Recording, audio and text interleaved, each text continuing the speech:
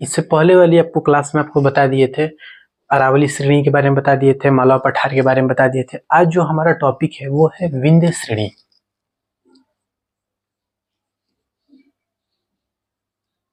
विंध्य श्रेणी, ठीक है।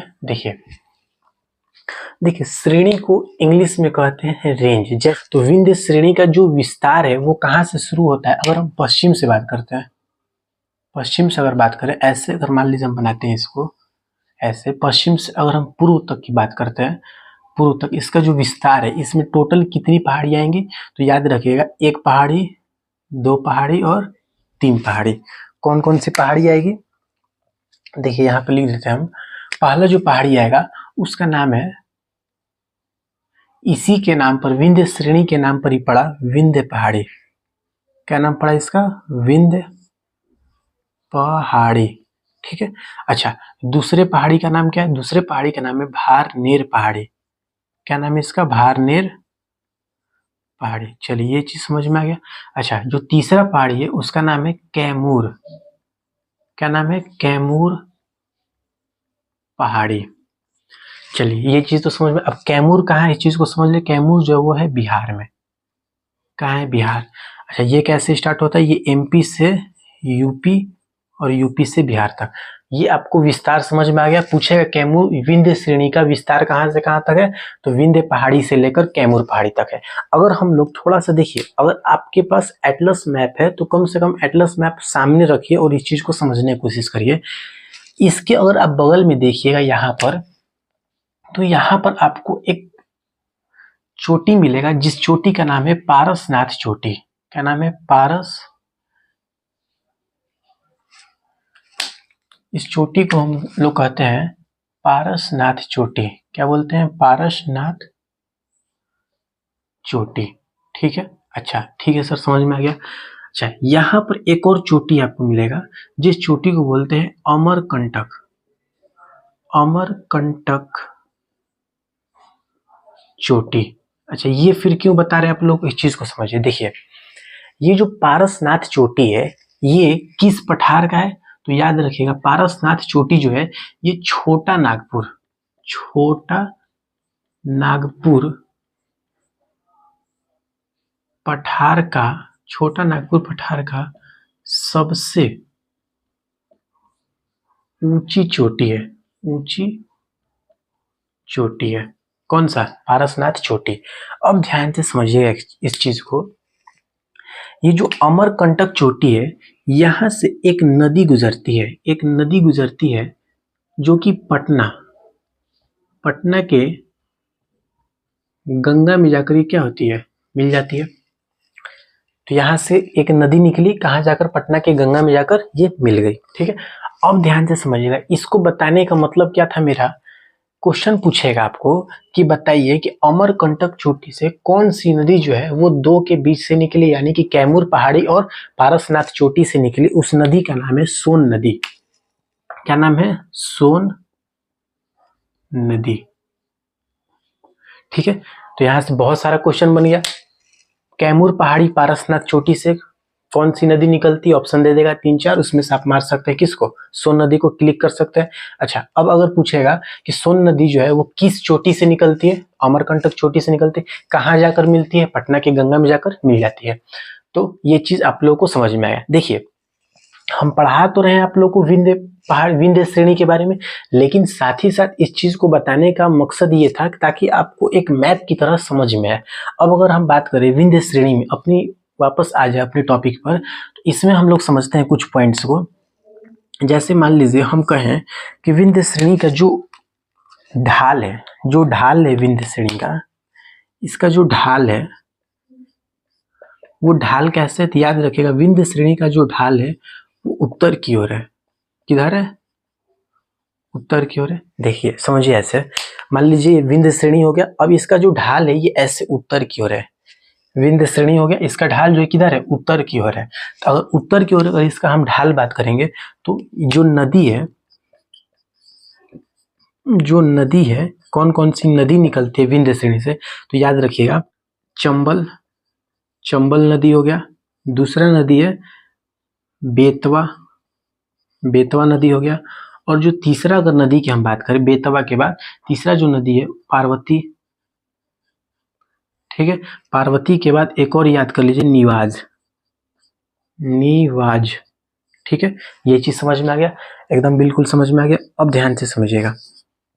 इसके बाद हम लोग समझने की कोशिश करते हैं कि जो विंध्य श्रेणी है, विंध्य श्रेणी की सबसे ऊंची चोटी, विंध्य श्रेणी की सबसे सबसे ऊंची चोटी, ऊंची चोटी की अगर हम बात करें तो कौन सी हो सकती है? सद्भावना। याद रखिएगा, विंध्य श्रेणी की सबसे ऊंची चोटी सद्भावना चोटी, ठीक है।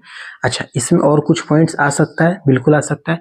देखिए, अगर हम बात करें विंध्य में, विंध्य में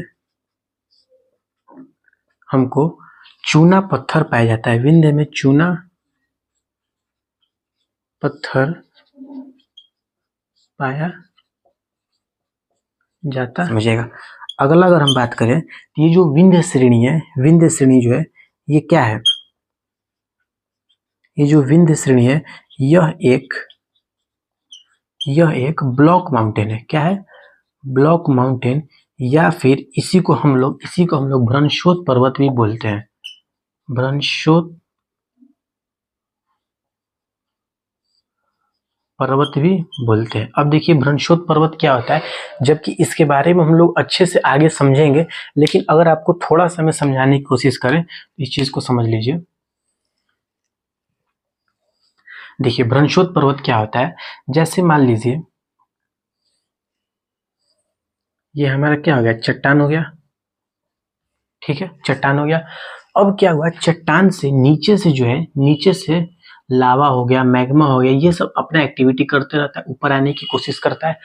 अब इसमें क्या होता है कि जब ऊपर आने की कोशिश करता है तो बीच में क्या होता है? दरार आ जाता है, और ये वाला जो पार्ट है ये इधर भागेगा और ये जो है इधर भागेगा, ठीक है।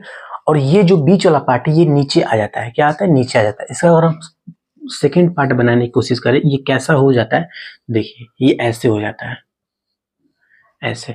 तो ये इधर पार्ट घसक गया और ये वाला इधर पार्ट चला गया, और बीच में ये वाला जो हिस्सा था वो नीचे आ गया, यानी कि यहाँ पर आ गया।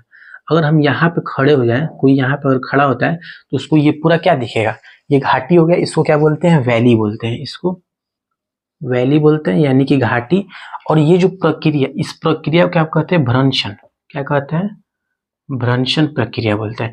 इस प्रक्रिया को सबसे पहले किसने देखा था? भ्रंशन यानी कि वैली वगैरह को सबसे पहले किसने देखा? तो याद रखिएगा ग्रिगोरी ने। ये क्वेश्चन पूछा है एक बार, ग्रिगोरी ने। ये ग्रिगोरी जो था वो कहाँ का था? तो याद रखिएगा जर्मनी का था, ठीक है। तो आई होप ये आप लोगों को समझ में आ गया होगा। इसके बारे में अच्छे से हम लोग आगे समझेंगे। देखिए ऐसे समझिए, जैसे मान लीजिए ये चट्टान हो गया, ठीक है, ये चट्टान हो गया, नीचे से लावा मैग्मा जो भी है ये ऊपर आने की कोशिश कर रहे हैं, तो कोई क्या होगा कि ये दरार आ जाएगा। जब दरार आएगा तो ये क्या होगा? नीचे आ जाएगा, और ये वाला हिस्सा ऐसे हो जाएगा और ये वाला हिस्सा ऐसे।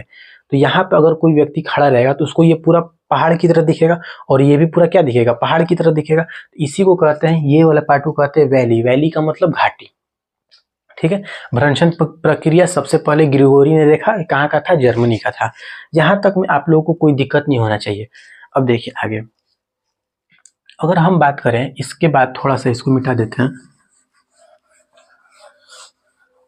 देखिए इसके बाद अगर हम थोड़ा सा बात करने की कोशिश करें आप लोगों से, कि जैसा कि अभी आप लोग देखे हैं कि ये क्या है हमारा? ये विंध्य बताएं, ठीक है, ये विंध्य हो गया। विंध्य के नीचे अगर आप देखेंगे तो यहाँ पर एक सतपुड़ा पहाड़ी है। यहाँ पर क्या है? सतपुड़ा श्रेणी है, सतपुड़ा श्रेणी हो गया। तो ये बताइए, ये विंध्य क्या है? विंध्य भ्रंशोत पर्वत है। ये सतपुड़ा श्रेणी भी क्या है? भ्रंशोत पर्वत है।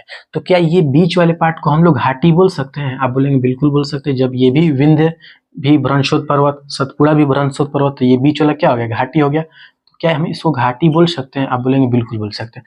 तो घाटी में याद कर लीजिएगा, भ्रंश, भ्रंश घाटी से गुजरने वाली नदियां, गुजरने वाली नदी। अगर हम बात करें, पहला जो नदी है वो नर्मदा हो गया। नर्मदा के बाद याद रखिएगा तापी, या फिर इसी को क्या कहते हैं? ताप्ती नदी। और तीसरा जो है वो दामोदर। कौन सा है? दामोदर। ये चीज समझ में आ गया आप लोगों को। और यही जो है ये कहाँ फिर जाकर गिर जाती है? नर्मदा नदी जो कहाँ जाकर गिर जाती है? ऐसे जो खंबात की खाड़ी है उधर जाकर ये गिर जाती है। तो आई होप आप लोग को ये चीज समझ में आ गया होगा। देखिए अगर हम थोड़ा सा बात करें रिकैप का इसका, तो देखिए सबसे पहले हम आप लोगों को क्या बताएं? सबसे पहले बताएं विंध्य श्रेणी के बारे में। विंध्य श्रेणी का विस्तार बताएं। विस्तार कहाँ से कहाँ तक है? विंध्य पहाड़ी से लेकर कैमूर तक, एमपी यूपी फिर बिहार है, ठीक है। अच्छा, उसके बाद बताए हैं अमरकंटक चोटी के बारे में। अमरकंटक चोटी से एक नदी निकलती है जिस नदी का नाम है सोन नदी। ये किन दो के बीच से निकलती है? कैमूर पहाड़ी के बीच से, कैमूर पहाड़ी और पारसनाथ चोटी के बीच से निकलती है। ये कहाँ जाकर मिल जाती है? पटना के गंगा मिल जाती है। ये होता है मैप पढ़ने का तरीका। अब ध्यान से समझिएगा। इसके बाद बताएं ढाल। ये जो श्रेणी है विंध्य श्रेणी जो है इसका ढाल किधर है? उत्तर की ओर है। ढाल किधर है? उत्तर की ओर। जब इसका ढाल उत्तर की ओर है तो नदी जो है वो किधर जाएगी? इधर जाएगी, यानी कि मालवा पठार में जाकर मिल जाएगी। तो चंबल नदी है, बेतवा नदी, पार्वती नदी, निवाज नदी, इससे नदी निकलती है। अगर हम बात करें विंध्य श्रेणी की सबसे ऊंची चोटी सद्भावना चोटी। विंध्य श्रेणी की सबसे ऊंची चोटी सद्भावना चोटी। विंध्य में चूना पत्थर पाया जाता है। अगर हम बात करें विंध्य, यह एक ब्लॉक माउंटेन यानी कि भ्रंशोत पर्वत है, बता दिए वो क्या है। उसके बाद अगर विंध्य जो है ये भ्रंशोत पर्वत है और सतपुड़ा भी भ्रंशोत पर्वत है, तो इसके बीच वाले हिस्से को हम क्या कर सकते हैं? घाटी कर सकते हैं, यानी कि वैली कर सकते हैं। जब इससे जो नदी निकलती है वो भ्रंश घाटी से गुजरने वाली नदी जो है वो कौन कौन सी? नर्मदा हो गई, तापी हो गई, या फिर ताप्ती, या फिर दामोदर। आई होप आप लोग को ये चीज समझ में आ गया होगा। अब जब हम इसके बाद अगर हम बात करें विंध्य के बाद, विंध्य के बाद अगर हम बात करें सतपुड़ा श्रेणी की, इस चीज को भी समझ लीजिए थोड़ा सा, सतपुड़ा को भी समझ लीजिए। देखिए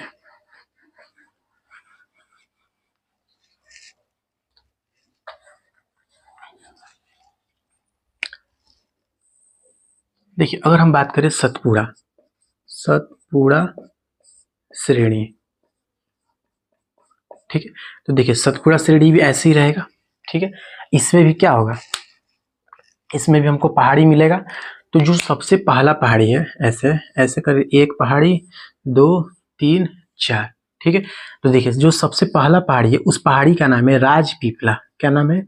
राजपीपला, ठीक है सर, समझ में आ गया राजपीपला पहाड़ी।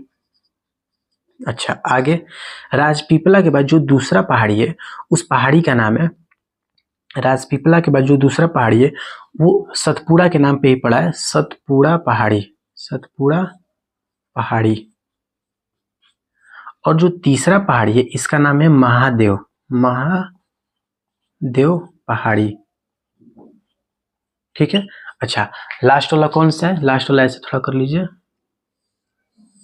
और ये जो लास्ट वाला है, ये जो लास्ट वाला है इसका नाम है मैकाल। क्या नाम है? मैकाल पहाड़ी।